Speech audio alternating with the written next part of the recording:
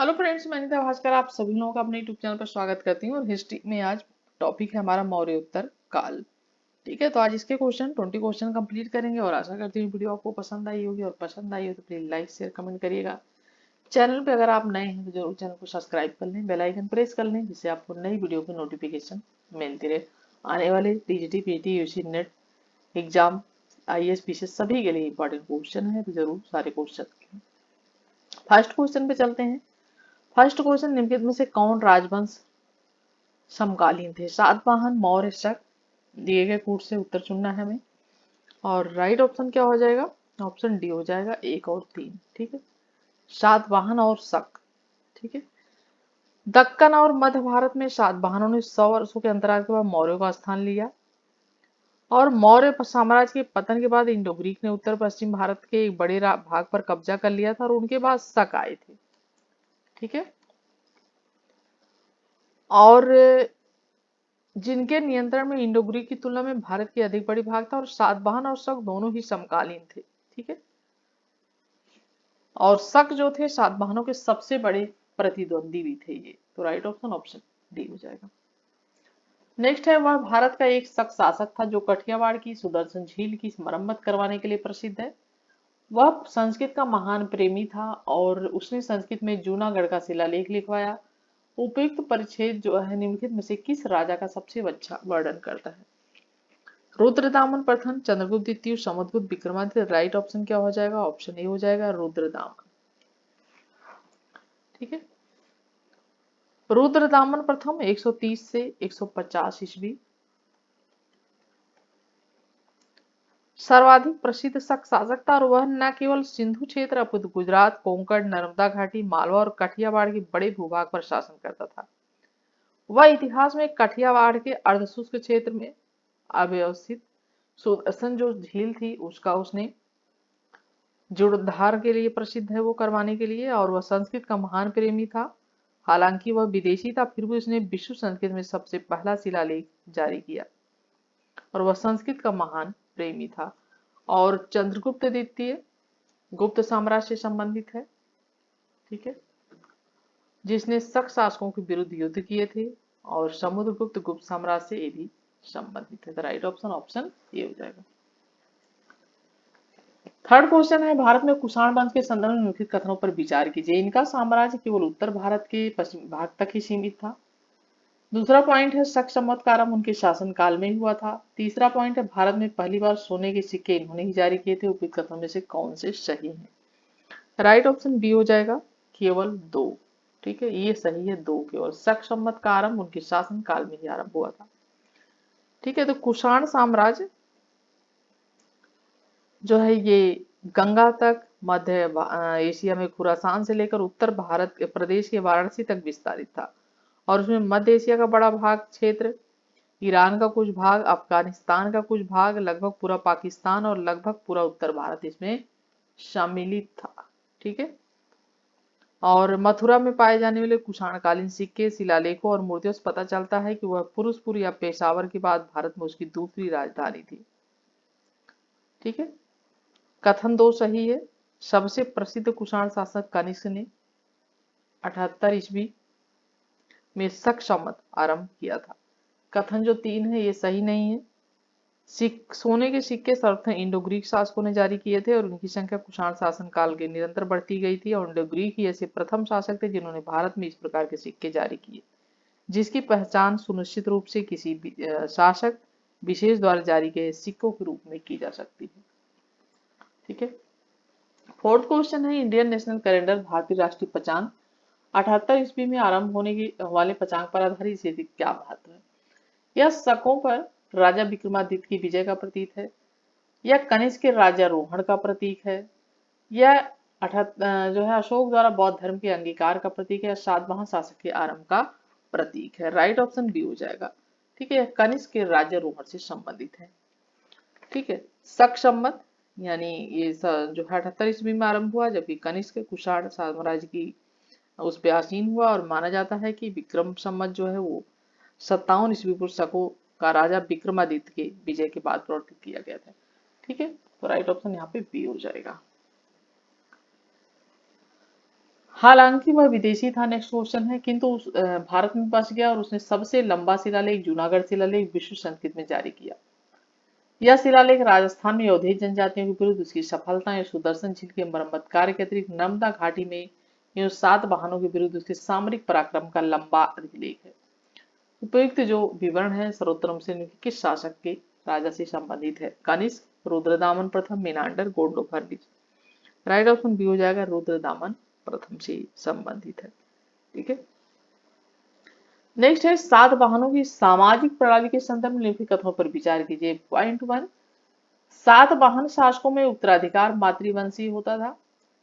2 है, उन्होंने कभी भी वर्ण व्यवस्था से इतर विवाह नहीं किए थे। ठीक है, देखिए ऑप्शन यहाँ पे डी हो जाएगा, न तो 1 न तो 2।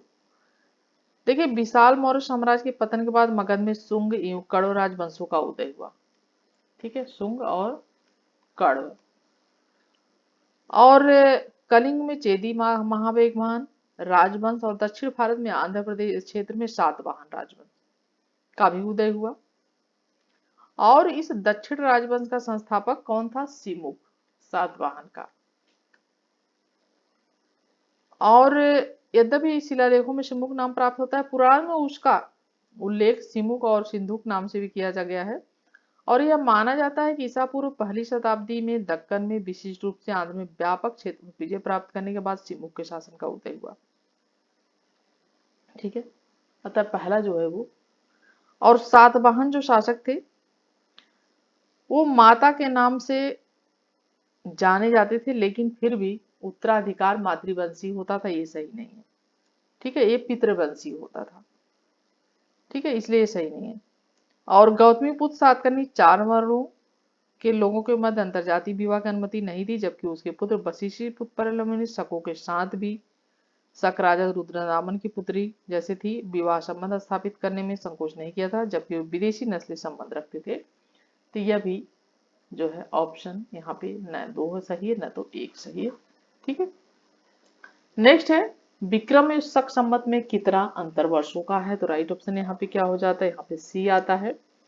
ठीक है, और जो है 57 ईस्वी पूर्व में उज्जैन के स्थानीय राजा ने शकों को पराजित करके खदेड़ दिया था और विक्रमादित्य को उपाधि धारण की और शकों के विजय के उपलक्ष्य में 57 ईस्वी पूर्व में एक नया संवत विक्रम संवत के नाम से जाना जाता है। और उसी समय विक्रमादित्य एक लोकप्रिय उपाधि बन गई थी, जिसकी संख्या भारतीय इतिहास में 14 तक पहुंच गई थी। और गुप्त सम्राट चंद्रगुप्त द्वितीय सबसे विख्यात विक्रमादित्य है। कनिष्क ने 78 ईस्वी में एक संवत चलाया था जो शक संवत कहलाता है। और शक संवत भारत सरकारी हिंदू धर्म प्रयोग में भी लाया जाता है। ठीक है, तो 57 और 78 दोनों को मिला के 135 वर्ष। तो इनमें दोनों में कितना अंतर है? 135 वर्षों का अंतर आता है। नेक्स्ट है निम्नलिखित में से कथनों पर विचार कीजिए। दक्षिण भारत के इच्छाकू शासक बौद्ध मत के विरोधात्मक थे। पूर्वी भारत के पाल शासक बौद्ध मत के समर्थक थे। और 8 क्वेश्चन का राइट ऑप्शन हो जाएगा ऑप्शन बी, केवल 2। पूर्वी भारत के पाल शासक जो थे बौद्ध मत के समर्थक थे। ठीक है, और 225 से 325 ईस्वी के दौरान आंध्र में इच्छाकू वंश का शासन था और ये अयोध्या के प्रमुख इच्छाकू वंश के माने जाते। तो इस वंश के यहाँ कुल 7 शासक हुए थे, जिनकी लगभग सभी रानियां बौद्ध मतावलंबी थी। और नागार्जुन कोंडा स्थित मूर्तियों में बौद्ध की विशाल मूर्तियां शामिल हैं। ठीक है, यहाँ पे राइट ऑप्शन हो जाएगा ऑप्शन 2 सही है जो। नेक्स्ट है निम्नलिखित व्यक्ति भारत में किसी न किसी समय आए थे, तो इनका हमें कालक्रम देखना है। ठीक है, कालानुक्रम देखना है। फाहान, सिंह, मेगस्थनीज और हिंसान। राइट ऑप्शन क्या हो जाएगा? पहले मेगस्थनीज आया, फिर फाहान आया। ठीक है, पहले मेगस्थनीज आया, फिर फाहान आया, फिर आया हिंसान, फिर सिंह आया लास्ट में। ठीक है, मेगस्थनीज कब आया था? चंद्रगुप्त मौर्य के शासन काल में। ठीक है, 305 बीसी।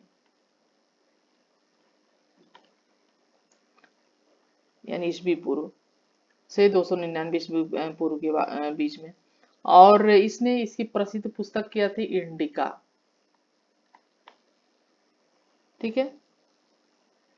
और जो है चंद्रगुप्त ह्वेनसांग आया था, हर्षवर्धन के शासनकाल में आया था ये। ठीक है। ये 624 ईस्वी में आया था, 624 से 643 ईस्वी के बीच। ठीक है, ये आया था। और इत्सिंग आया था 7वीं सदी में। ठीक है, ये क्या आया था? 7वीं सदी में आया था। ये करीब आया था 671 एडी से 695 एडी। ठीक है, तो इस तरीके से जो है हो जाएगा। और ठीक है, सही तरीके से देखेंगे तो आएगा पहले मेगास्थनीज, फिर वाहन। ठीक है, फिर जो है ये आएगा ह्वेनसांग, फिर इत्सिंग आएगा लास्ट में। ठीक है। और फाहन कब आया था? चंद्रगुप्त विक्रमादित्य यानी चंद्रगुप्त द्वितीय के शासन काल में आया था। ठीक है, ये आया था 401 से 410 एडी के बीच। राइट ऑप्शन ऑप्शन बी हो जाएगा। 10 क्वेश्चन है। इस प्रश्न में 2 वक्तव्य है, एक को कथन, दूसरे को कारण कहा गया है। कथन है गांधार शैली पर यूनानी हेलेनिस्टिक प्रभाव के चिन्ह है और उस कला से हीनयान का रूप प्रभावित हुआ। राइट ऑप्शन क्या हो जाएगा? ऑप्शन सी राइट हो जाएगा। ये सही है लेकिन आर गलत है। ठीक है, गांधार शैली पर यूनानी प्रभाव था और चूंकि इस कला को हिंदी यूनानी शासकों ने भारत के पश्चिमोत्तर भाग में प्रचलित किया था, अतः ये सही है, लेकिन आर जो है गलत है। ठीक है, नेक्स्ट है निम्नलिखित में से कौन सा एक स्थान इक्ष्वाकु शासकों के प्राचीन नगर विजयपुर को निरूपित करता? अमरावती, नागार्जुन कोंडा, विजयवाड़ा, विजयनगरम। ठीक है, और राइट ऑप्शन क्या हो जाएगा? ऑप्शन बी नागार्जुन कोंडा। ठीक है, सातवाहनों के पश्चात नागार्जुन कोंडा क्षेत्र में इक्ष्वाकु वंश का शासन स्थापित हुआ और उनके समय में आंध्र की राजधानी अमरावती से हटाकर नागार्जुन कोंडा में लाई गई थी। ठीक है, और विजय से विजयपुरी कहा गया था। ठीक है, तो राइट ऑप्शन बी हो जाएगा। नेक्स्ट है यह तथ्य कि सातवाहन समुद्री व्यापार करते थे तथा उसके पास जल सेना थी, एक विशेष दोहरे मस्तूल के जहाज वाले सिक्के की उपलब्धता से सिद्ध होता है। राजवंश के किस तथाकथित शासक ने ये सिक्के जारी किए? सिमुक सातकर्णी द्वितीय, गौतमीपुत्र सातकर्णी, यज्ञश्री सातकर्णी। राइट ऑप्शन हो जाएगा ऑप्शन डी यज्ञश्री सातकर्णी। ठीक है, 13 क्वेश्चन निम्नलिखित कथनों पर विचार कीजिए। पॉइंट फर्स्ट है सातवाहन शासकों द्वारा सिक्के ढालने के उपयोग में लाई जाने वाली प्रमुख धातु स्वर्ण थी। दूसरा है राजराज चोल के शासनकाल में जारी किए सिक्कों के अग्रभाग में खड़े हुए राजा तथा पृष्ठ भाग में बैठे हुए राजा की आकृति मुद्रित है। कौन सा सही हो जाएगा इसमें? ठीक है, और राइट ऑप्शन क्या हो जाएगा? ऑप्शन बी हो जाएगा, केवल 2 सही है। ठीक है, नेक्स्ट क्वेश्चन निम्नलिखित शासकों में से किसके लिए एका ब्राह्मण प्रयुक्त हुआ है? पुष्यमित्र शुंग, खारवेल, पौतमीपुत्र सातकर्णी, सुशर्मा। और राइट ऑप्शन क्या हो जाएगा? ऑप्शन सी हो जाएगा, गौतमीपुत्र सातकर्णी। तो सातवाहन शासक गौतमीपुत्र सातकर्णी को नासिक अभिलेख में, किस अभिलेख में? नासिक। ठीक है, इसमें एका ब्राह्मण कहा गया और गौतमीपुत्र सातकर्णी सातवाहन वंश का 23वां सबसे महान शासक था। ठीक है, राइट ऑप्शन है। जिसके सैनिक विजयों की जानकारी माता बलश्री के नासिक अभिलेख से प्राप्त होता है। इसकी माता बलश्री, ठीक है, के नासिक अभिलेख से प्राप्त होता है। राइट ऑप्शन सी हो जाएगा। नेक्स्ट है निम्न कथनों पर विचार कीजिए। पॉइंट 1 है गौतमीपुत्र सातकर्णी ने नेपाल को हराया। पॉइंट 2 है विशिष्टिपुत्र पुलमायु रुद्र दामन द्वारा हराया गया था। थर्ड है यज्ञश्री सातकर्णी स्वयं को एका ब्राह्मण का नाम दिया। ठीक है, राइट ऑप्शन हो जाएगा 1 और 2, दोनों सही है। ठीक है, और गौतमीपुत्र जो सातकर्णी थी एका ब्राह्मण, उसके लिए प्रयुक्त हुआ है। ठीक है, तो राइट ऑप्शन यहाँ पे हो जाएगा 1 और 2, ये नहीं सही होगा। नेक्स्ट है प्राचीन भारत का महान व्याकरण पतंजलि निम्नलिखित में से किसका समकालीन था? चंद्रगुप्त मौर्य, अशोक, पुष्यमित्र शुंग, सुषुम्ना। राइट ऑप्शन क्या हो जाएगा? ऑप्शन सी हो जाएगा, पुष्यमित्र शुंग का समकालीन था। तो व्याकरण पतंजलि जिन्होंने पढ़नी की अष्टाध्यायी, ठीक है, पर महाभाष्य नामक टीका लिखी थी। ठीक है, महाभाष्य नामक टीका, ठीक है, लिखी थी। और पुष्यमित्र शुंग के समकालीन थे और पुष्यमित्र शुंग ने पतंजलि को अपना राजपुरोहित बनाया था और उनके महाभाष्य में यवन आक्रमण की चर्चा मिलती है जिसमें बताया गया है कि यवनों ने साकेत तथा मधुमेह को रौद डाला था। तो राइट ऑप्शन सी हो जाएगा। 17 क्वेश्चन है, सुश्रुत के अध्ययन का केंद्र बिंदु क्या है? रोग विज्ञान, शैल्य चिकित्सा, आहार विज्ञान, तंत्रिका तंत्र। राइट ऑप्शन क्या हो जाएगा? ऑप्शन बी हो जाएगा, शैल्य चिकित्सा। तो सुश्रुत काल का ईस्वी पूर्व दूसरी सदी के आसपास माना जाता है और इस शैल्य चिकित्सा के विशेषज्ञ थे और आयुर्वेद की परंपरा के अनुसार जो स्थान कार्य चिकित्सक में चरक का था, ठीक है, चरक संहिता जिसने लिखी चरक का था, वही स्थान शैल्य चिकित्सा में इनका था। किसका? सुश्रुत का था। और शैल्य चिकित्सा के ऊपर सुश्रुत संहिता नामक ग्रंथ की रचना की गई थी और इस ग्रंथ का अरबी, फ्रेंच, हिंदी, उर्दू आदि भाषा में अनुवाद किया जा चुका है सुश्रुत संहिता का। 18 क्वेश्चन है, किन दो विद्वानों ने कनिष्क के समय में बुलाई गई बौद्ध सभा संगति में भाग लिया था? वसुमित्र, अशुभ, सुपाली, कात्यायन। राइट ऑप्शन क्या हो जाएगा? ऑप्शन ए हो जाएगा, 1 और 2। ठीक है, वसुमित्र ने और अश्वघोष ने। ठीक है, नेक्स्ट है, निम्न में से किसने सर्वप्रथम 14 मुद्राओं को जारी किया था? मौर्य शासकों ने, मगध शासकों ने, सातवाहनों ने या चेदी शासकों ने? राइट ऑप्शन क्या हो जाएगा? यहाँ पे सी हो जाएगा, सातवाहन शासकों ने। 14 यानी शीशे के सिक्के जारी किए थे किसने? सातवाहनों ने किए थे। ठीक है, मौर्यों के पश्चात दक्षिणापथ में सातवाहन शासक का उदय हुआ था और उन्होंने करीब 300 वर्ष तक शासन किया था। कितने वर्ष तक? 300 वर्ष तक। और सातवाहनों ने सामान्य आर्थिक क्रियाकलाप जो कलाप थे उनको सुचारू रूप से क्रियान्वित करने के लिए अपने सिक्के शीशे, पोटीन, तांबे और चांदी के चलाए थे और इन्होंने स्वर्ण सिक्के नहीं चलाए, अपितु उनका प्रयोग बहुमूल्य धातु के रूप में इन्होंने किया था। 20 और लास्ट क्वेश्चन है, गौतमीपुत्र सातकर्णी का प्रमुख विवरण उसकी माता द्वारा उत्कीर्ण करवाए गए अभिलेखों में मिलता है। निम्न में से कौन सा स्थानीय अभिलेखों से संबंध है? हाथी गुम्फा अभिलेख, नानाघाट, नासिक या कन्हेरी? राइट ऑप्शन सी हो जाएगा, नासिक गुफा अभिलेख। तो गौतमीपुत्र सातकर्णी सातवाहन कुल का जैसा कि महानतम शासक था। ठीक है, और उसके पिता का नाम शिव स्वाति और माता का नाम गौतमी बलश्री मिलता। पिता का नाम क्या था? शिव स्वाति और माता का नाम बलश्री। ठीक है, मिलता है।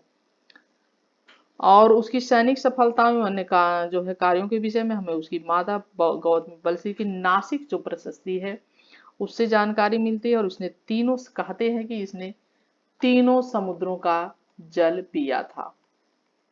ठीक है, और इसी प्रशस्ति मुझसे वेदों का आश्रय तथा अंतर्द्वितीय ब्राह्मण कहा गया, यानी एका ब्राह्मण कहा गया है। ठीक है, तो गौतमी पुत्र सातकर्णी को एका ब्राह्मण कहा गया है और इसकी माता बलश्री और इसके पिता शिव स्वाति। ठीक है, तो राइट ऑप्शन सी हो जाएगा। और 20 क्वेश्चन कंप्लीट होते हैं। और वीडियो कैसी लगी जरूर कमेंट करिएगा। चैनल पे नए हो तो सब्सक्राइब कर लीजिएगा, वीडियो को लाइक कर दीजिएगा।